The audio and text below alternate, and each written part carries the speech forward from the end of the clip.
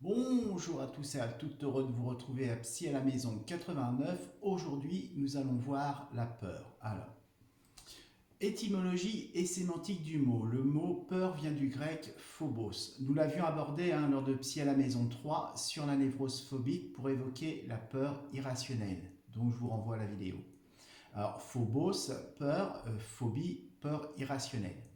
Alors, il faut dissocier la peur normale, nécessaire, une défense psychologique, biologique, et la peur pathologique, sans raison ou compréhension. Donc, dans un premier temps, nous allons voir la peur dite normale.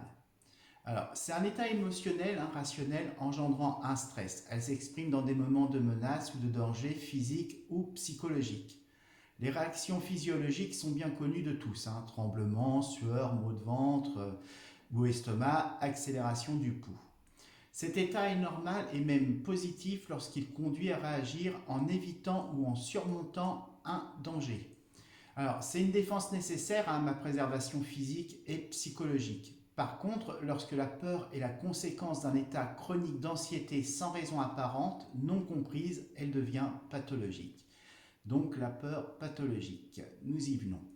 Alors, je ne reviendrai pas sur la peur phobique car déjà abordée dans une vidéo. Nous allons voir la peur chronique qui mène à un état d'anxiété trop fort, handicapant physiquement et psychologiquement. Alors, nous parlons ici de la peur inconsciente face à une situation que nous ne contrôlons pas. Souvent, ces peurs sont profondes et remontent à la conscience devant certaines situations où nous ne nous avons pas appris à nous faire confiance. Et oui, la confiance, c'est très important dans la gestion de la peur. Alors, le patient a peur sans savoir le pourquoi, ne la comprend pas, n'arrive pas à la mettre en mots, mais ressent un mal-être émotionnel, physique qui l'handicape dans certaines situations, environnements, dans sa vie de tous les jours, ce qui le décale, le met dans une situation anxiogène chronique sans contrôle et compréhension. Alors, je vais vous donner des exemples. Alors, peur de parler en réunion, peur d'un entretien d'embauche, devant un examen, prise de parole, de sortir, d'agir, de prendre une décision, puis on peut aller encore très loin, la liste elle est longue. Alors, la peur nous parle de nous-mêmes, de notre ressentir, de nos émotions, de notre histoire traumatique, de notre expérience familiale et sociale. Alors, à quoi fait référence ces peurs qui peuvent paraître irrationnelles?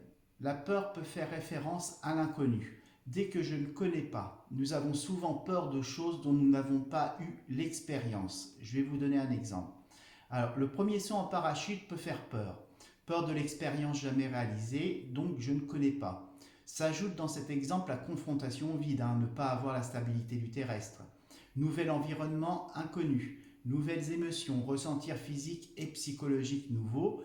Le deuxième saut, sachant à ce à quoi je serai confronté, ma peur sera moindre et on va y prendre même plaisir.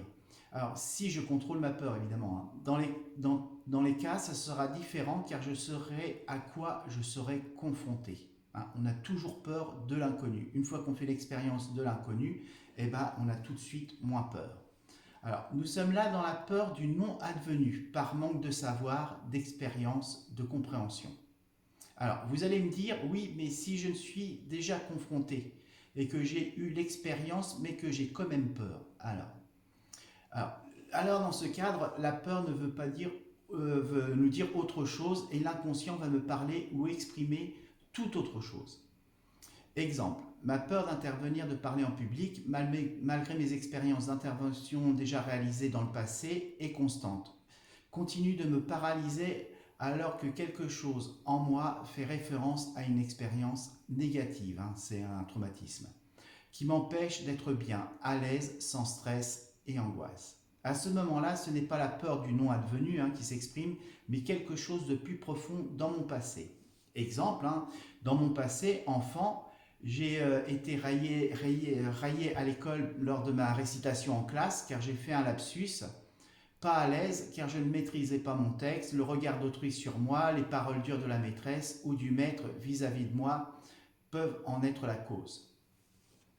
Dans cet exemple, cette mauvaise expérience va conditionner ma peur du public, la peur de voir de nouveau se réaliser la mauvaise expérience en public. Quelle que soit la peur, elle a toujours une raison d'être, quelle que soit qu'elle soit rationnelle ou non. consciente ou inconsciente. Alors, comment ne plus avoir peur, hein? Ça, c'est la grande question. Alors, la meilleure façon de ne plus avoir peur est de se confronter à sa peur. Facile à dire, hein, mais difficile à faire. Alors, se confronter à sa peur ne veut pas dire seulement la mettre en mots, mais la comprendre, faire un travail sur soi pour en trouver sa raison d'être, trouver le trauma originel pour comprendre et se défaire du traumatisme engendré. C'est un travail personnel, intime en soi, car fait référence à notre histoire familiale et sociale. C'est trouver le pourquoi et le comment, c'est advenu. Ne plus la dénier, la refouler pour l'accepter, la contrôler, mettre le curseur de la peur en bon nouveau. Une fois que je sais, c'est magique, j'ai plus peur. Avoir peur irrationnellement, ce n'est pas se confronter au réel, se projeter négativement vers l'inconnu, fantasmer le réel de la situation. S'en faire pour quelque chose qui n'est pas advenu, se projeter négativement, laisser la pensée magique nous dominer.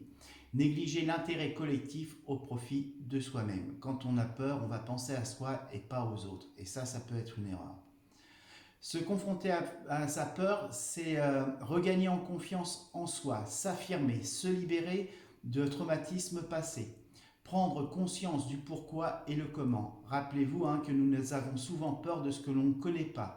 S'ouvrir, parler nous éveille et nous permet de ne plus avoir peur. Dans tous les cas, il vaut mieux savoir que de ne pas savoir, même si c'est dur et douloureux, car permet de ne plus avoir peur et de comprendre pour mieux lutter, se libérer du poids de la peur.